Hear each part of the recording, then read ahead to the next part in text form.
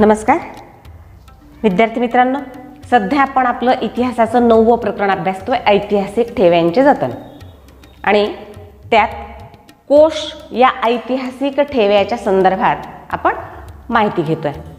पहा, या संदर्भात माहिती घेत असताना आपल्या मनात असा प्रश्न निर्माण होत असेल की साधारणपणे पहिला कोश कुठं आणि कुणी निर्माण केला. कारण पहिला कोण कोणत्याही क्षेत्रातला याचं आपल्याला आकर्षण असतं.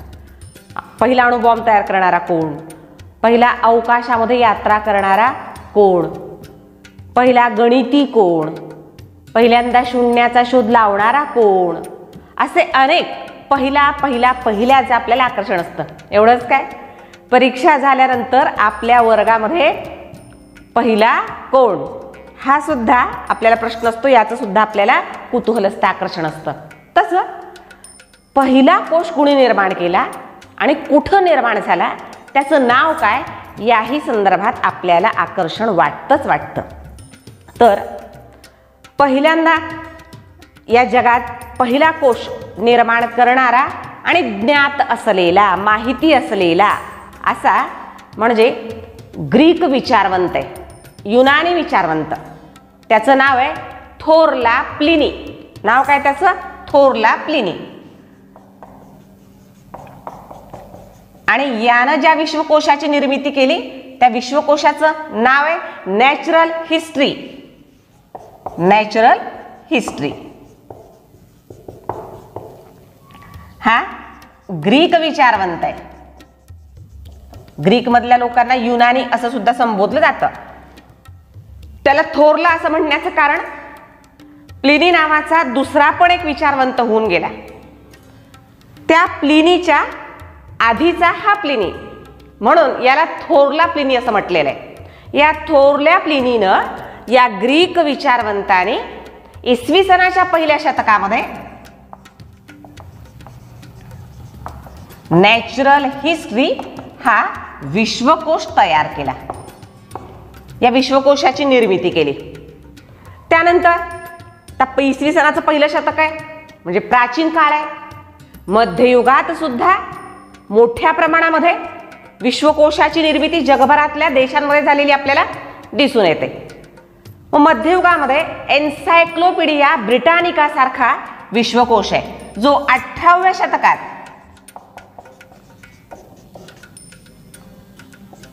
ब्रिटनमध्ये तयार केला गेलेला एन्सायक्लोपीडिया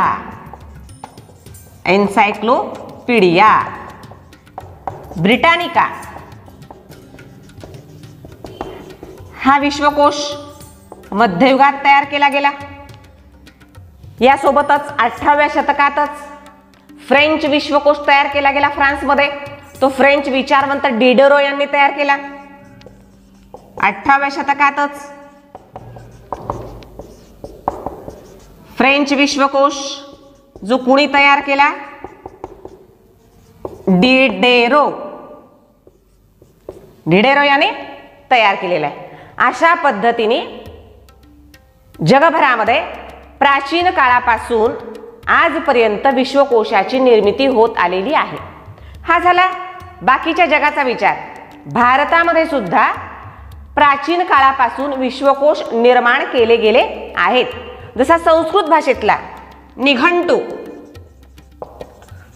किंवा धातुपाठ हे कोश असतील, ते संस्कृत भाषेमध्ये आहेत. त्यासोबत मध्ययुगात महानुभू पंथीयांनी तयार केलेला कोश आहे.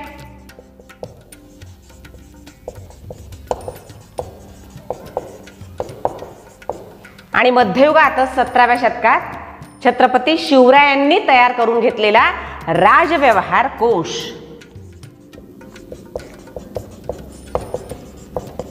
शिवरायांनी प्रेरणा देऊन तयार करून घेतलेला राजव्यवहार कोश.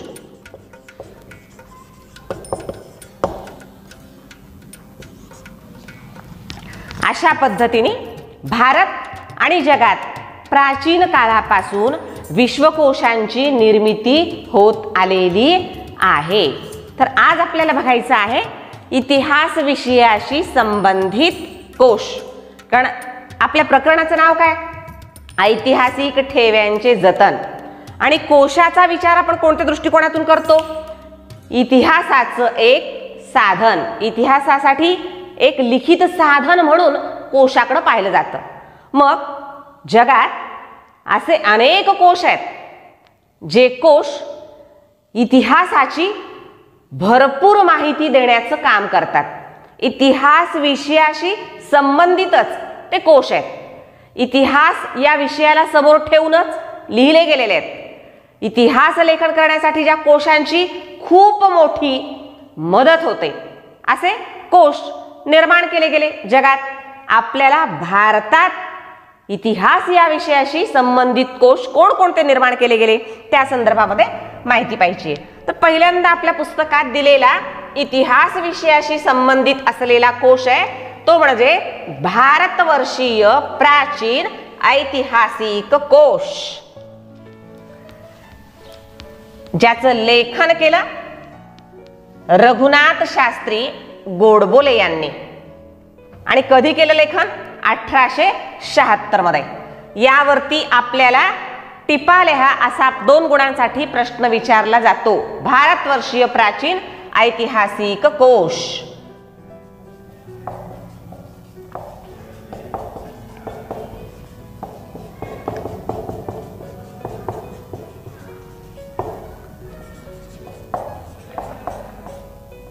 तर टिपा लिहामध्ये हा प्रश्न आपल्याला विचारला गेल्यानंतर किमान 4 मुद्द्यामध्ये आपल्याला त्याची माहिती लिहिता आली पाहिजे. याची पहिली ओळख काय आहे? भारतवर्षीय प्राचीन ऐतिहासिक कोशाची इतिहास विषयाशी संबंधित असणारा असा हा कोश आहे. हा त्याचा पहिला मुद्दा होईल.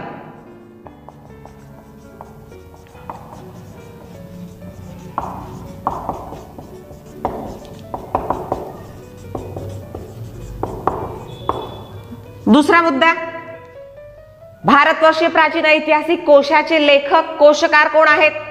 रघुनाथ शास्त्री गोडबोले. अत्यंत विद्वान अशी व्यक्ती. कधी निर्मिती झाली या कोशाची? इसवी सन 1876 मध्ये.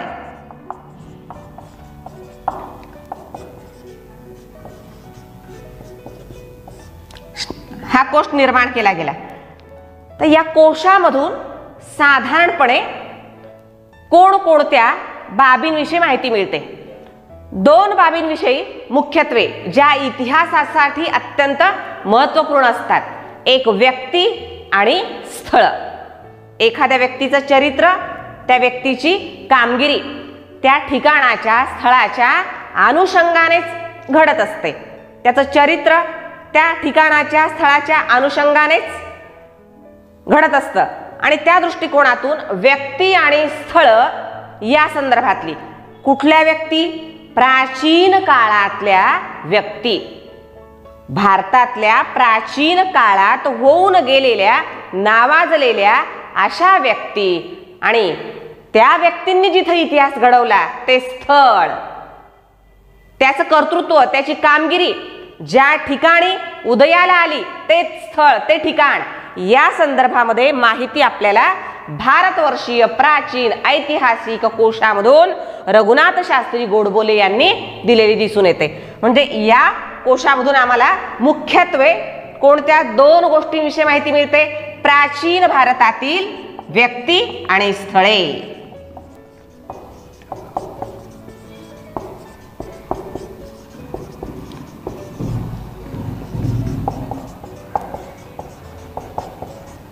मग या व्यक्ती आणि स्थळ यांच्याविषयी माहिती घेण्यासाठी, लिहिण्यासाठी त्यांना आधार कशाचा झाला?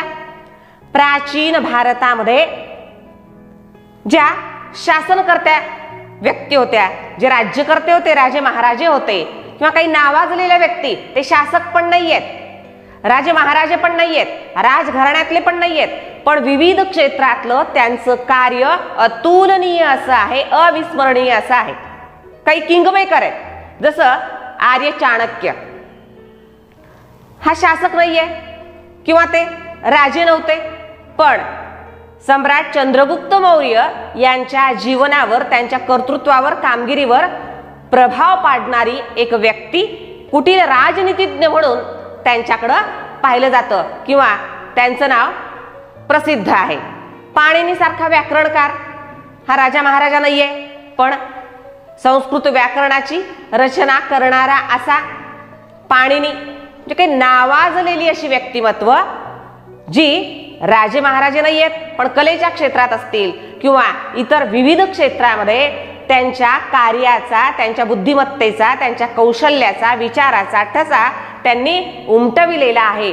अशा व्यक्तींच्या संदर्भात, ये राजा महाराजांच्या परिवाराच्या संदर्भात, त्यांची मुलं असतील किंवा त्यांच्या स्त्रिया असतील, त्यांचं राज्य असेल, त्याच्या राज्याचा विस्तार असेल, त्यांच्या राजधान्या असतील, त्यांच्या राज्यातली प्रमुख शहरं असतील, व्यापारपेठा असतील, त्या काळातले कलाकार असतील, अशा विविध अशा व्यक्तिमत्वाची आणि त्या अनुषंगाने त्यांच्या कामगिरीची, चरित्राची, स्थळाची माहिती या भारतवर्षीय प्राचीन ऐतिहासिक कोशामध्ये रघुनाथ शास्त्री गोडबोले यांनी आपल्याला दिलेली दिसून येते.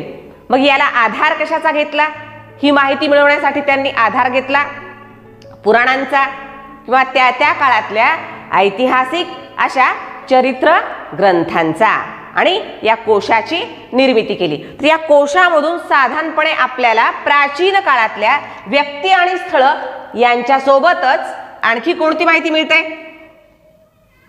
राजे, शासक, त्यांनी ज्या धर्माला राजाश्रय दिला ते धर्म, कलाकार, नावाजलेल्या व्यक्ती,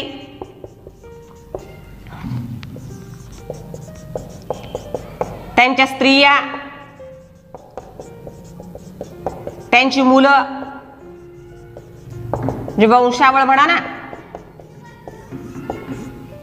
राजधान्या, राज्याचा विस्तार, प्रमुख शहर,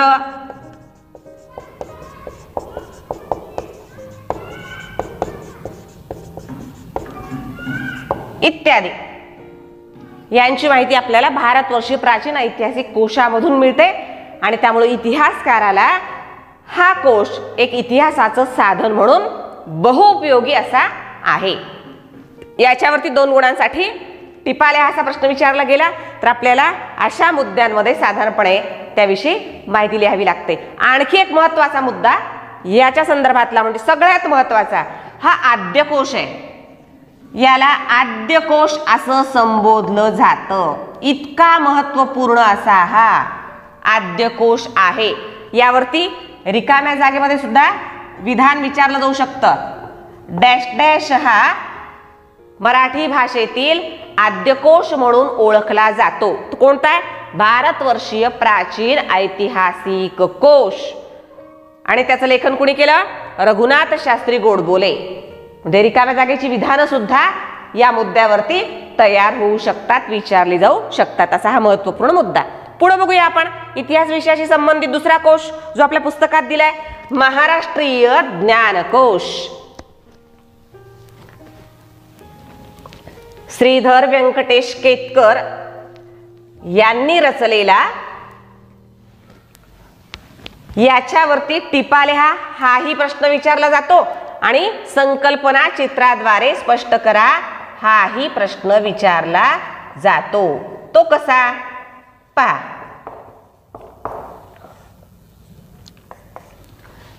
आत्ता मी म्हणाल्याप्रमाणे पहिला मुद्दा महाराष्ट्रीय ज्ञानकोशाचा काय असणार? हा इतिहास विषयाशी संबंधित असा कोश आहे. कारण आपण माहितीत कशाशी पाहतोय? इतिहास विषयाशी संबंधित अशा कोशाची. त्यामुळं हा प्रथम मुद्दा होईल. आणि दुसरं, याचं लेखन कुणी केलं? याचं लेखन केलं श्रीधर व्यंकटेश केतकर यांनी. अत्यंत प्रतिभावान असे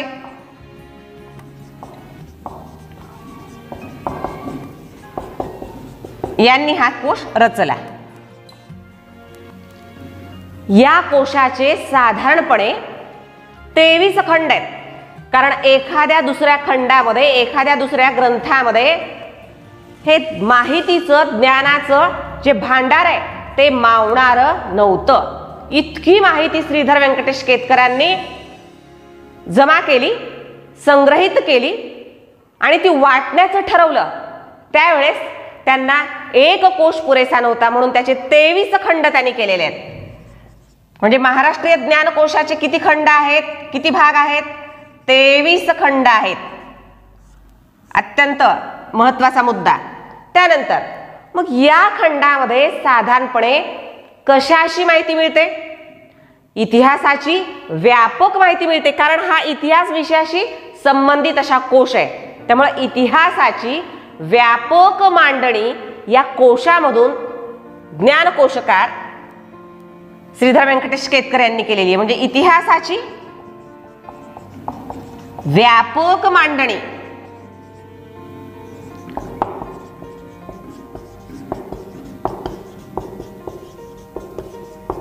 आणि हा कोश, महाराष्ट्रीय ज्ञानकोश, हा श्रीधर व्यंकटेश केतकर यांनी का निर्माण केला? तर कोश निर्माण करीत असताना त्यांनी भूमिका सुद्धा स्पष्ट केलेली आहे प्रस्तावनेमध्ये, की हे जे 23 खंड आहेत, हा जो महाराष्ट्रीय ज्ञानकोश मी निर्माण करतोय, रचतोय, त्याच्या पाठीमागं माझी कळकळीची भावना काय आहे, माझी तळमळ काय आहे, माझी भूमिका काय आहे, आणि त्याच्यावरती आपल्याला संकल्पना चित्राद्वारे स्पष्ट करा हा प्रश्न विचारला जाऊ शकतो. तर त्यांची भूमिका 4 मुद्द्यामध्ये आपल्याला स्पष्ट करता येईल. भूमिका कशाच्या पाठीमागची? महाराष्ट्रीय ज्ञानकोश रचण्याच्या पाठीमागची. कुणाची? श्रीधर व्यंकटेश केतकर यांची. पहिलं, मराठी माणसांनी, कारण मराठी भाषेतून आहे ना, नावच काय महाराष्ट्रीय ज्ञानकोश. मराठी माणसांनी बहुश्रुत व्हावे.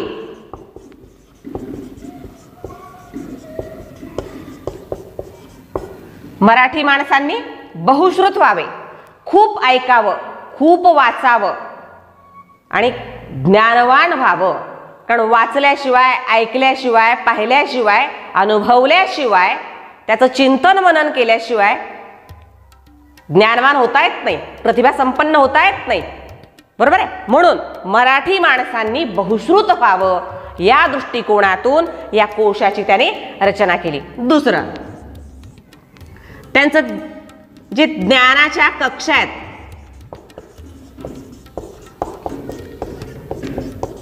त्या विस्ताराव्यात. विचारांचं क्षेत्र व्यापक व्हावं.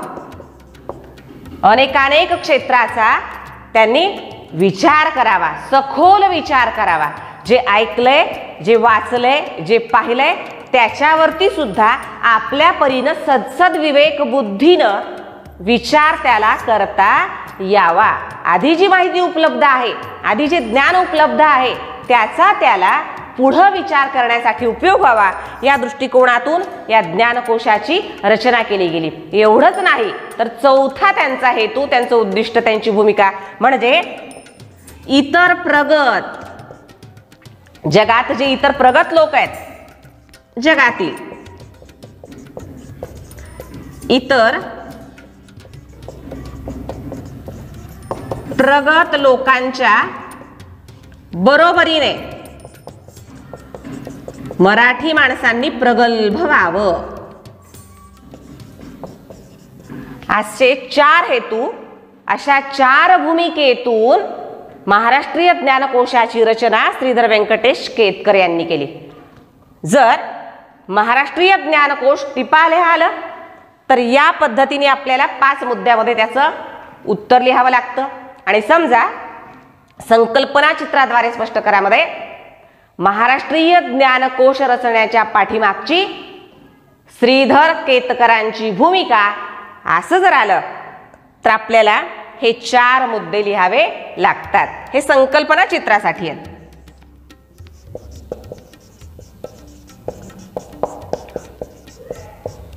ठीक आहे.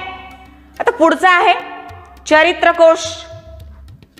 पहा, नावावरूनच आपल्याला कळतं या कोशांमध्ये चरित्र वर्णन केलेलं असावं आणि आहेच. यावरती सुद्धा 2 गुणांसाठी टिपा लेहामध्ये प्रश्न विचारला जाऊ शकतो आणि संकल्पना चित्राद्वारे स्पष्ट करा हाही प्रश्न विचारला जाऊ शकतो 2 गुणांसाठी. तर चरित्र कोशाची माहिती लिहित असताना आपल्याला पहिला मुद्दा करावा लागेल. जसं आपण भारतवर्षीय प्राचीन ऐतिहासिक कोशाच्या संदर्भामध्ये केला किंवा महाराष्ट्रीय ज्ञानकोशाच्या संदर्भामध्ये केला, काय केला होता पहिला मुद्दा? इतिहास या विषयाशी संबंधित असा कोश. तर पहिला मुद्दा इतिहास या विषयाशी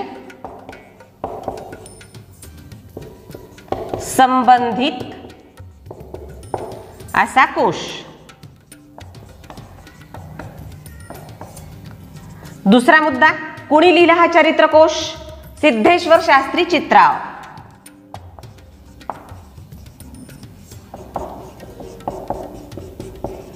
सिद्धेश्वर शास्त्री चित्राव.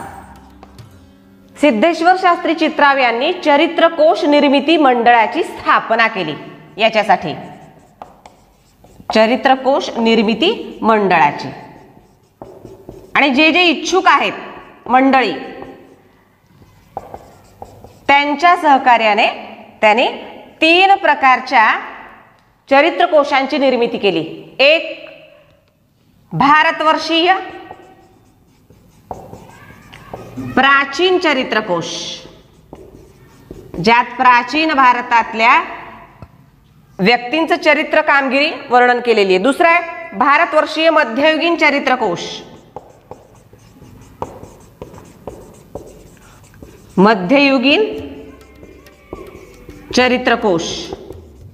आणि तिसरा आहे भारतवर्षीय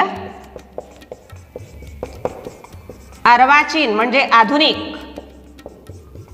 चरित्रकोश. अशा पद्धतीने 3 प्रकारच्या चरित्रकोशांची निर्मिती या मंडळाच्या मार्फत कोणाच्या नेतृत्वाने अध्यक्षतेखाली? सिद्धेश्वर शास्त्री चित्राव यांच्या अध्यक्षतेखाली करण्यात आली. साधारणपणे कोणकोणत्या प्रकारची ऐतिहासिक माहिती आपल्याला या चरित्रकोशामधून प्राप्त होते?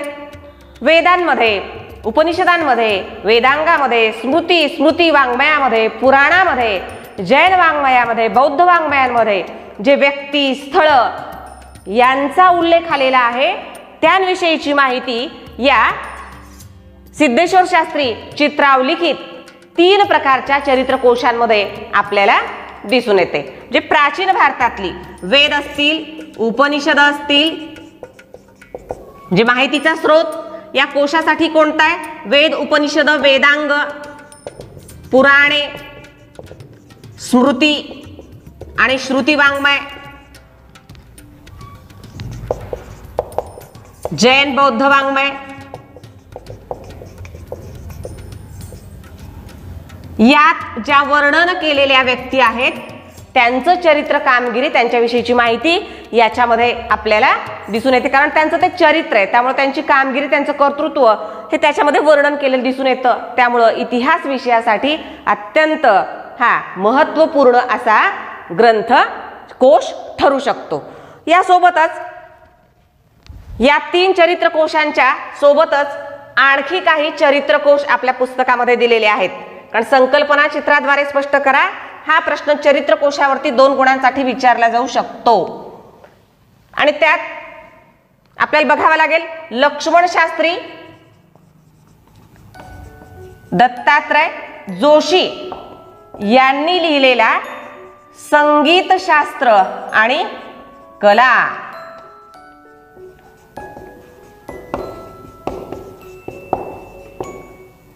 यातला कोश. त्यानंतर आहे श रा दाते यांनी लिहिलेला क्रांतिकारकांचा चरित्रकोश.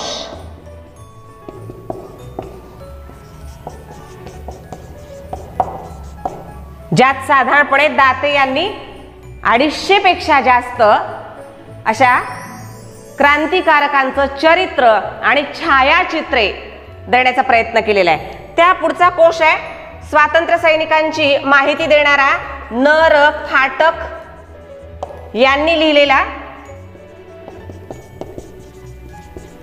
स्वातंत्र्य सैनिकांचा चरित्रकोश.